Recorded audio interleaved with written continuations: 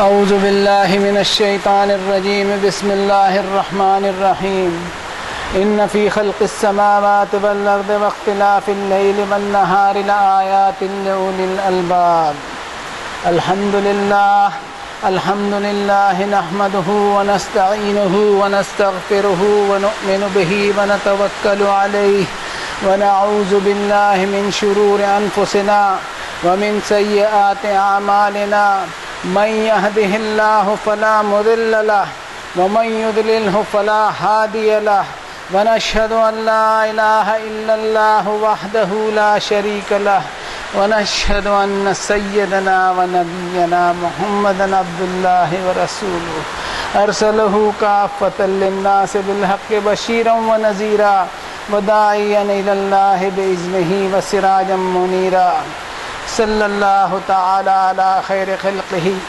محمد وعلی آلہ واصحابہ اجمعین برحمتک یا ارحم الراحمین۔ تمام حمد و ثنا، ساری تعریف، بڑائی، کبریائی، بزرگی، اکرام، عزت، عظمت، تقدیس، اقتدار اسی ایک اکیلے رب کے لیے ہیں جس نے اس سنسار کی تخلیق کی۔ وہ ایک اکیلا، کوئی اس کا پارٹنر نہیں، کوئی اس کا ایسوسیٹ نہیں، کوئی اس کا شریک نہیں، بلا شرکت غیر، وہ ایک اکیلا خالق و مالک ہے۔ جو پوری کائنات چل رہی ہے اس کا سوئچ بورڈ اسی کے قبضے میں، وہ جب چاہے وہ سوئچ بورڈ کو آن کر دے، جب چاہے وہ سوئچ بورڈ کو آف کر دے۔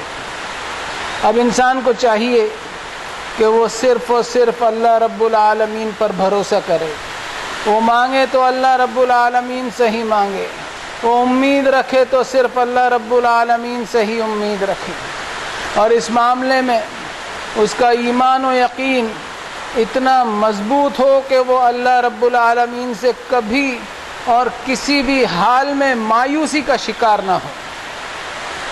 اور یہ ایمان و یقین اس وقت پیدا ہوتا ہے جب انسان اللہ تعالیٰ کی وحدانیت کو اپنے شعور سے، اپنی عقل اور لاجک سے دریافت کرے۔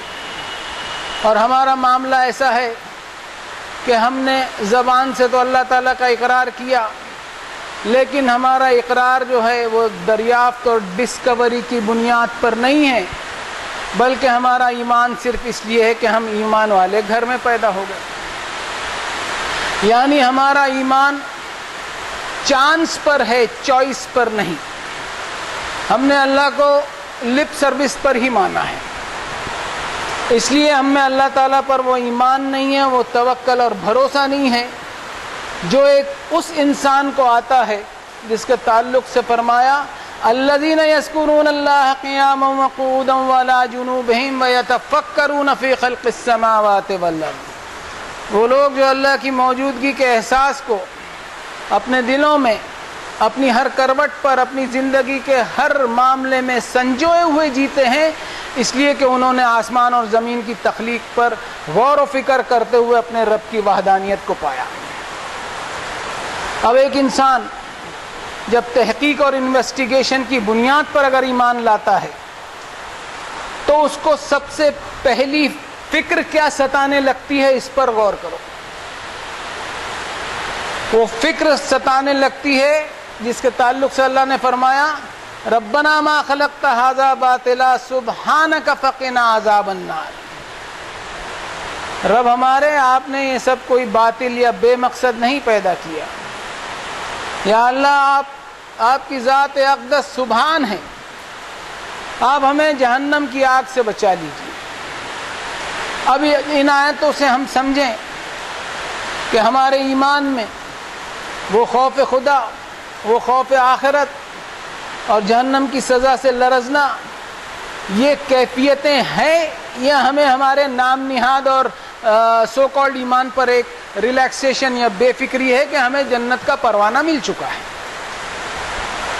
ایک چھوٹی سی مثال دیتا ہوں کہ کسی نوجوان لاپرواہ اور بے فکر لڑکے کو ایک چمچماتی موٹر سائیکل، نئی موٹر سائیکل شو روم کی، اس کو اتراتے ہوئے اور لہراتے ہوئے چلاتے ہوئے دیکھتے ہیں ہم، تو ہمارے منہ سے نکلتا ہے کہ یہ لڑکا جو ہے باپ کمائی کی موٹر سائیکل پر اترا رہا ہے، اس لیے اس کو قدر نہیں ہے۔ जिस दिन ये आप कमाई की मोटरसाइकिल चलाएगा उस दिन उसके अंदर इतराहट की कैफियत नहीं बल्कि शुक्र और कदरदानी की कैफियत आएगी। इस मिसाल से हम हमारी ईमानी कैफियत का अंदाज़ा लगा लें कि हमारा ईमान वाले घर में पैदा होने के सबब है या आप कमाई और तहकीक की बुनियाद पर है। मैं समझता हूं कि यह मिसाल काफ़ी है हमारे ईमान के वैल्यू को टटोलने के लिए। और अपने आप को माइनस करके बात नहीं कर रहा हूं, अपने आप को शामिल करते हुए बात कह रहा हूं। ये सिंपल सी और सादी सी दावत जिसमें अल्लाह ताला की वहदानियत है, क़यामत के हिसाब की फिक्र है, इंसान के लिए मॉरल कोड ऑफ कंडक्ट है, ये सादे से 3 उसूल हम दुनिया को नहीं बता सके। इसलिए नहीं बता सके कि हमने खुद अल्लाह ताला की किताब से दूरियां अख्तियार कर ली हैं, और न सिर्फ दूरियां अख्तियार की हैं बल्कि हमारे ढकोसलों के चलते हमने खुद अल्लाह की आयतों का मजाक उड़ाया। इन मजाक का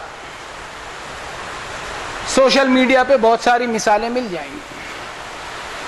फरमाया वज़रिल्लज़ीना इत्तख़ज़ू दीनहुम लइबन व लहवन व गर्रतहुमुल हयातुद दुनिया, जो लोग अल्लाह की दावत के बारे में संजीदा ना हों वो मौजूदा दुनिया को एक किस्म का खुदाई खिलौना समझते हैं जिसका वक्ती तफरीह और एंटरटेनमेंट और मनोरंजन के सिवा और कोई मकसद नहीं।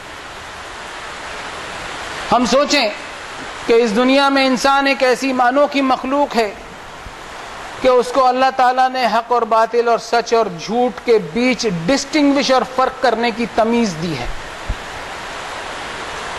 लेकिन इस हक और बातिल के फर्क करने की तमीज़ को इंसान बड़ी बदतमीज़ी से कुचल देता है जब वो अल्लाह ताला की किताब से दूरियां अख्तियार करते हुए अपने ढकोसलों के रास्तों पर चल पड़ता है। आज दीन के मामले में जो ज़ाहिरी और दिखावे वाले पहलू हैं उसकी एक धूम और डेकोरेशन मचा हुआ है। लोग दीनी अमल की असल हकीकत को अलग करके उसके ज़ाहिरी पहलू पर अमल करते हुए दुनियावी तमाशों का सब्जेक्ट बन गए। और इस तरह हम कुरान मजीद में आई हुई आयतें जो इंसान को एक हकीकत बताती हैं, we are unable to appreciate and accept those आयत, वो आयतें हमारे गले नहीं उतरती, हमको कबूल नहीं होती, इसलिए कि दीन के नाम पर हमने हमारे जहनों पर ढकोसलों और बातिल रवायतों का एक ब्लैंकेट डाल के रखा है। वज़क्किर बिही अन तुब्सला नफ्सुम बिमा कसबत लैसा लहा मिन दूनिल्लाहि वलिय्युन वला शफ़ी, जबकि होना ये चाहिए कि हम रिमाइंड हो जाते कि हम अपने किए धरे में क़यामत के दिन फंस न जाए और हमें ढूंढने पर कोई सिफारिशी न मिले, कोई वकील न मिले। आज हम दुनिया के हाल देख लें कि कैसी कैसी मुसीबतें लगातार पिछले 4 सालों से आ रही हैं। लगातार साइक्लोन, फ्लड, सैलाब, जलजला, बादलों का फटना, ज़मीन का धंसना, जंगल में आग लगना, पिछले 3-4 सालों से ये सारी मुसीबतें दुनिया में लगातार आते चले जा रही हैं और बगैर किसी वक्फे के और बगैर किसी पॉज के। ताज़ा मामला मोरक्को के जलजले का जिसमें हज़ारों जानें गई। इस हादसे से उबर नहीं पाए कि लीबिया का सैलाब जिसमें 5000 जानों के नुकसान का तो ऑफिशियल आंकड़ा है। ये मुसीबतें आए दिन हम देख रहे हैं और कहीं ये हाल है कि हरी भरी खेती बाड़ी की ज़मीन जो है वो रेगिस्तान में तब्दील हो रही है और वहाँ के लोग अपने घर बार छोड़ करके और अपने वतन और गाँव को छोड़ करके दूसरी जगह शिफ्ट हो रहे हैं। और इसकी वजह जब खोज की गई तो पता चला कि ज़मीन में जो पानी है वो कड़वा और खारा हो गया, तो ज़मीन की उपजाऊ जो मिट्टी है वो रेत में तब्दील हो रही है। और ये कहीं और की बात नहीं है, ये कहीं और की बात नहीं, हमारे मुल्क का जो वेस्टर्न गुजरात का हिस्सा है वहाँ की बात है, जिसको हम BBC की वेबसाइट पे देख सकते हैं। इसमें हम अल्लाह ताला की कुदरत को इसमें हम अल्लाह ताला की कुदरत को اس کی مائٹس کو اور اس کی قوتوں کو محسوس کریں. کیا فرأیتم الماء الذی تشربون، کیا کبھی غور کیا ہے اس پانی پر جو تم پیتے چلے جاتے ہو، جس پر تمہاری زندگی ڈیپینڈنٹ ہے؟ اَأَنْتُمْ أَنزَلْتُمُوهُ مِنَ الْمُزْنِ أَمْ نَحْنُ الْمُنزِلُونَ، کیا تم نے اسے بادلوں کے بیچ سے برسایا ہے یا وہ ہماری قدرت ہے جس سے یہ پانی برستا ہے؟ اب سوال یہ اٹھتا ہے کہ ہم میں سے کتنے لوگوں کے دلوں میں استغفار کی کیفیت آئی ان حادثوں کو دیکھتے ہوئے؟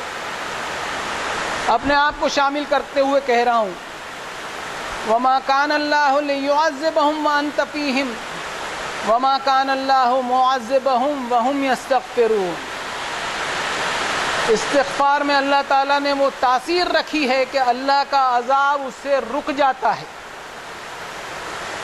اور یہ استغفار کی کیفیت ہم میں اس صورت میں آ سکتی ہے جب رسول اللہ صلی اللہ علیہ وسلم کی اصل تعلیم یعنی صرف اور صرف قرآن مجید ہم میں موجود ہو. اتنے حادثوں کے بعد کیا ہم میں سیریسنس کہیں دکھائی دیتی ہے؟ کیا انابت اللہ، رجوع اللہ کی کیفیت ہم میں دکھائی دیتی ہے؟ لوگوں کی فکر چھوڑ دیں ہم اور لوگوں کی پنچاتوں میں نہ پڑیں ہم اپنے آپ کو ٹٹولیں، اپنے ایمان کو ٹٹولیں کہ ہماری دلی کیفیتیں کیا ہیں. انسان کو اس دنیا میں جتنی مصیبتیں پیش آتی ہے اتنی کسی جاندار کو پیش نہیں آتی. فلولا اذ جاءہم بأسنا تضرعوا، ایسا اس لیے ہوتا ہے کہ اللہ تعالیٰ کا سسٹم ہے کہ انسانیت کے اوپر ایسے حالات طاری کیے جائیں کہ اس کے اندر سے تمام مصنوعی خیالات اور آرٹیفیشل تھاٹس ختم ہو جائے اور انسان اپنی اصل حیثیت کو پہچانے اور اللہ کے سامنے اپنے ذہن سے تمام بناوٹی پردوں کو ہٹاتے ہوئے اللہ تعالیٰ کے سامنے رجوع ہوتے ہوئے یہ دعا کرتے ہوئے کہ یا اللہ میں آخری حد تک عاجز، بے بس، مجبور اور لاچار انسان ہوں، لیکن آپ کی رحمت انتہائی وسیع اور ایکسپانشن والی ہے کہ آپ اپنے بندوں کو اپنی نعمتیں اور رحمتیں بن مانگے آپ عنایت فرماتے ہیں. جیسا کہ اس دنیا میں میں آپ کی رحمتوں اور بخششوں کے بغیر لاچار اور بے بس اور مجبور ہوں، اسی طرح قیامت کے روز آپ کی طرف سے رحمت اور مغفرت کے بغیر لاچار اور بے بس ہو جاؤں گا. یہ وہ جذبہ توحید ہے جو ایک انسان کے اندر اس وقت آئے گا جب انسان اللہ تعالیٰ کی وحدانیت کو ڈسکوری اور دریافت کی بنیاد پر حاصل کرے. لیکن یہ جو انکساری اور یہ ہمبلنس انسان میں اس لیے نہیں پائی جاتی کہ ولیکن قست قلوبہم وزین لہم الشیطان ما کانوا یعملون، اس لیے کہ اس کا دل ایسا سخت ہے کہ جب وہ اکڑ کر چلتا ہے تو ایسے چلتا ہے جیسے اسے اپنے جسم و جان پر اعتماد ہے. وہ اپنی کمائی کو وہ خود کی کمائی ایسے سمجھتا ہے جیسے اس کو اپنی قابلیت پر اور اپنی طاقتوں پر اس کو بھروسہ ہے، اور اس طرح وہ اپنے آپ میں اوور کانفیڈنٹ اور اتی آتم وشواس میں ایسا مبتلا ہوتا ہے کہ میرا کوئی کچھ نہیں بگاڑ سکتا. کسی کا حق دبانے پر اس کی یہ سوچ ہوتی ہے کہ میں جس کا حق دبا رہا ہوں اس کے اوپر میں مکمل اختیار رکھتا ہوں، فل اتھارٹی رکھتا ہوں، اور جس کا میں حق دبا رہا ہوں اس پر منمانی کرنے سے مجھے کوئی روکنے والا نہیں. یہ ساری صورتیں گھمنڈ اور تکبر کی صورتیں ہیں، اور اللہ کے نزدیک گھمنڈ، ایروگنس اور سپیریورٹی بھی ایک قسم کا شرک ہے، اس لیے کہ یہ سب کرتے ہوئے انسان اپنے آپ کو اللہ تعالیٰ کے مقام پر رکھنے کی کوشش کرتا ہے. انسان اپنی مجبوری اور بے بسی پر سوچے تو وہ کبھی گھمنڈ نہ کرے، وہ کبھی گھمنڈ نہ کرے، اس لیے کہ وہ ایسی ہواؤں سے گھرا ہوا ہے جو کسی بھی وقت طوفان کی صورت اختیار کر کے اس کی زندگی کو تہس نہس کر سکتی ہے. وہ ایسی زمین پر کھڑا ہے جو کسی بھی پل زلزلے کی صورت میں پھٹ سکتی ہے. وہ ایک ایسے آسمان کے نیچے کھڑا ہے جس کی بلندیوں سے بھیانک بارش یا بادل پھٹنے کی وجہ سے سیلاب کے ذریعے اس کی زندگی سمیت اس کے اوور کانفیڈنس، اس کے گھمنڈ، ایروگنس اور سپیریورٹی کی کہانی ہی ختم ہو جائے۔ اللہ تعالیٰ فرماتے ہیں ما یفعل اللہ بعذابکم ان شکرتم وآمنتم وکان اللہ شاکرا علیما۔ اللہ کو کیا کرنا ہے خواہ مخواہ تمہیں سزا دے کر، اگر تم شکر گزار بنے رہو اور ایمانداری پر قائم رہو۔ اللہ تو قدردان ہے اپنے بندوں کی ہر ضرورتوں سے، وہ واقف ہے، اپنے بندوں کے حالات چاہے اندرون ہو یا بیرون ہو وہ سب جانتا ہے۔ شکر کے اصل معنی جو ہے اعتراف نعمت یا احسان مندی کے بھی ہوتے ہیں۔ اگر انسانیت اللہ تعالیٰ کے ساتھ احسان فراموشی اور نمک حرامی والا معاملہ اور رویہ اختیار نہ کرے اور صحیح طور پر اس کی احسان مند بنی رہے اور اپنی ساری وفاداریاں اللہ سے جوڑے رکھے، تو کوئی وجہ نہیں کہ اللہ خواہ انسانوں کو سزا دے۔ لیکن معاملہ ایسا نہیں ہے، انسان اپنے آپ کو آزاد پاتا ہے اور سمجھنے لگتا ہے کہ جو کچھ اس کے پاس ہے وہ اس کی اپنی خود کی ملکیت ہے۔ اور سب سے بڑی بات، انسان نے امتحان کی آزادی کو حساب کی آزادی سے اوپر سمجھ لیا، اور اس کا ایٹیٹیوڈ ایسا ہے وَتَأْكُلُونَ التُّرَاثَ أَكْلًا لَمًّا وَتُحِبُّونَ الْمَالَ حُبًّا جَمًّا۔ انکلیمڈ پراپرٹی کو اپنی جاگیر سمجھتے ہوئے دبا لیا، اب مال و دولت سے ایسی جم کر محبت کرنے لگا جیسے اس کے سوا کچھ ہے ہی نہیں۔ اور اس طرح مال و دولت ایک ایسا خدا بن گیا کہ اللہ تعالیٰ کے ساتھ کتنا بھی شرک کر لو چل جائے گا، مال و دولت کے ساتھ کوئی شرک نہیں کرتا۔ واٹ اے پٹی! اس سے زیادہ افسوس والی بات کیا ہو سکتی ہے؟ اوپر سے ہمارا حال یہ ہے کہ مذہبی رسومات کا ایک جنون ہم پر ایسا چھایا ہوا ہے کہ اپنی حرکتوں کو جسٹیفائی کرنے کے لیے بڑے بڑے اٹریکٹیو اور سندر الفاظ ہمیں مل گئے ہیں، ان الفاظ کو جمع خرچ کرتے ہوئے اپنے گناہوں کو ہم چھپا لیتے ہیں۔ اب میں آتا ہوں ہمارے ایمان کی ویلیو پر، اور ہم میں استغفار کی کیفیت کیوں نہیں آتی یہ سمجھنے کے لیے میں اس آیت کو کوٹ کروں گا جس میں فرمایا ربنا اننا سمعنا منادیا ینادی للایمان ان آمنوا بربکم فآمنا۔ تحقیق اور انویسٹیگیشن کی بنیاد پر ایمان لانے والے کی کوالٹی اللہ نے بتائی کہ رب ہم نے اس پکار کو، اس دعوت کو سنا جو ایمان کے لیے پکار رہی تھی کہ تمہارے رب پر اور تمہارے پالنہار پر ایمان لاؤ۔ اس آواز پر لبیک کہتے ہوئے ہم ایمان لے آئے۔ اب اس آیت کے تحت ہم سوچیں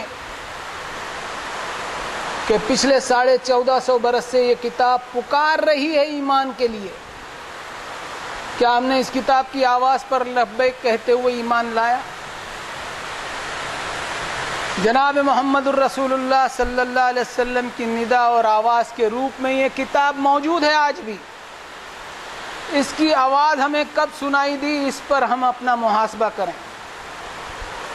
ہمارے پاس دین کے نام پر ایک سے بڑھ کر ایک بوگس فلسفوں کی آوازیں ہیں، اگر نہیں ہے تو نبی صلی اللہ علیہ وسلم کی آواز قرآن مجید نہیں ہے۔ اگر ہوتی تو ہم میں یہ کیفیت ڈیولپ ہوتی، اور ہماری دعا یہ ہوتی ربنا فاغفر لنا ذنوبنا وکفر عنا سیئاتنا وتوفنا مع الابرار۔ رب ہماری مغفرت کر دیجئے اور دور کر دیجئے ہم سے ہماری سیئات کو، ہمارے گناہوں کو ہم سے دور کر دیجئے، اور ہمیں شامل کیجئے آپ کے ان بندوں میں جنہوں نے نیکیوں پر چلتے ہوئے آپ کی رضا حاصل کی۔ یہ استغفار کی کیفیت اس صورت میں ہی آ سکتی ہے جب قرآن مجید کی دعوتی آواز کو ہم سنیں۔ آج دنیا میں استغفار کی کیفیت کی کمی ہوتے چلی جا رہی ہے۔ لگاتار قدرتی آفتوں کے باوجود انسان میں نرمی، ہمبلنس، عجز اور انکساری، اللہ سے معافی اور استغفار کی کیفیت نہیں کے برابر دکھائی دے رہے ہیں۔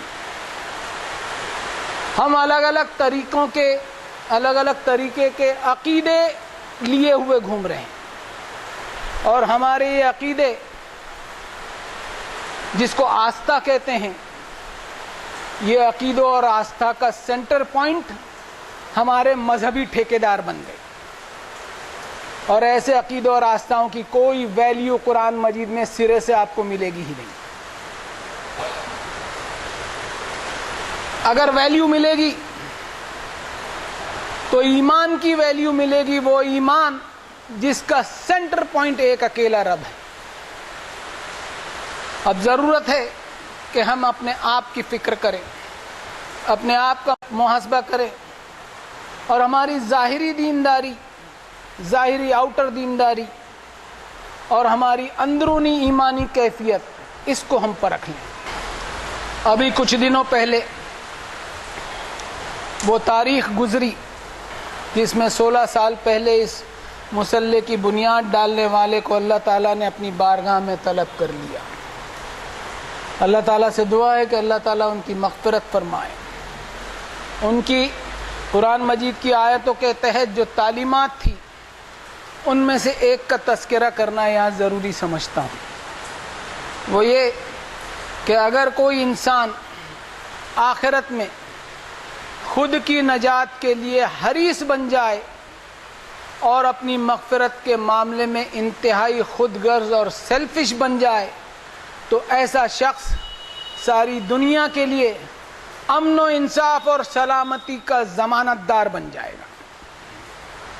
عام طور سے دیکھا جاتا ہے کہ ہمیں دوسروں کی جنت کی بڑی فکر رہتی ہے، جبکہ ابھی ہم خود جنت میں جانے کے ہیں۔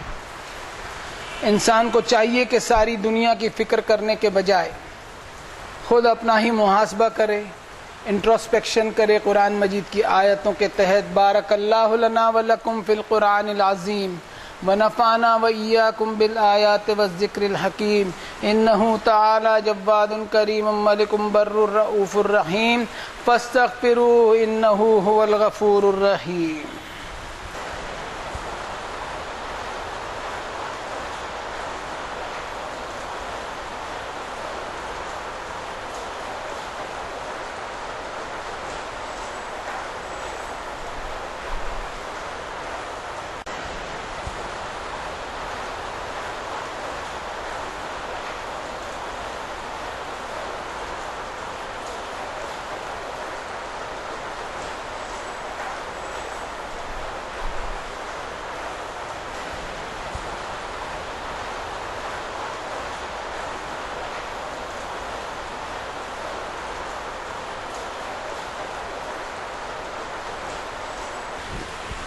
الحمد للہ وحدہ والصلاة والسلام علی من لا نبی بعدہ۔ اعوذ باللہ من الشیطان الرجیم، بسم اللہ الرحمن الرحیم۔ ان اللہ وملائکتہ یصلون علی النبی یا ایہا الذین آمنوا صلوا علیہ وسلموا تسلیما۔ اللہم صل علی محمد عبدک ورسولک النبی الامی الذی جاء بالہدی والفرقان، وصل علی جمیع الانبیاء والمرسلین وعلی الملائکۃ المقربین۔ ربنا انک انت السمیع مستجیب الدعوات، ربنا لا تؤاخذنا ان نسینا واخطأنا، ربنا ولا تحمل علینا اصرا کما حملته علی الذین من قبلنا، ربنا ولا تحملنا ما لا طاقة لنا به، واعف عنا واغفر لنا وارحمنا، انت مولانا فانصرنا علی القوم الکافرین، ربنا انت ولینا فاغفر لنا وارحمنا وانت خیر الغافرین۔ اللہم انصر من نصر دینک الذی جاء به محمد صلی اللہ علیہ وسلم واجعلنا منہم۔ اللہم ارنا الحق حقا وارزقنا اتباعہ وارنا الباطل باطلا وارزقنا اجتنابہ۔ اللہم ارنا الاشیاء کما ہی، اللہم حین علینا سکرات الموت، اللہم اخرجنا من الظلمات الى النور، ربنا تقبل منا انك انت السميع العليم وتب علينا انك انت التواب الرحيم برحمتك يا ارحم الراحمين۔ عباد اللہ اتقوا اللہ رحمنی ورحمکم اللہ۔ ان اللہ یأمر بالعدل والاحسان وایتاء ذی القربی وینہی عن الفحشاء والمنکر والبغی یعظکم لعلکم تذکرون اذکروا اللہ العلی العظیم یذکرکم واشکروہ علی نعمہ یزدکم ولذکر اللہ اکبر واللہ یعلم ما تصنعون.